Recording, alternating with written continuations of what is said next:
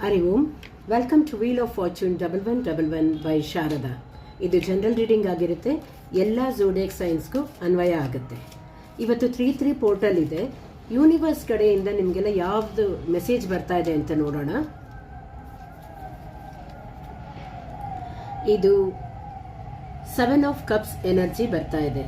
7 of cups energy ಏನು ಹೇಳ್ತಾ ಇದ್ದೇನೆ ಅಂದರೆ, ಇದು ನಿಮಗೆ ತುಂಬಾ ಚಾಯ್ಸಸ್ ಕಾಣ್ತಾ ಇದೆ ನಿಮ್ಮ ಮುಂದೆ. ಮನೆ ಆಗ್ಬೋದು, ವೆಲ್ತ್ ಆಗ್ಬೋದು, ಮತ್ತು ಯಾವುದೋ ಒಂದು ಆಫೀಸಲ್ಲೂ ಅಷ್ಟೇ ನಿಮಗೆ ತುಂಬ ಆಪರ್ಚುನಿಟೀಸ್ ಇದೆ.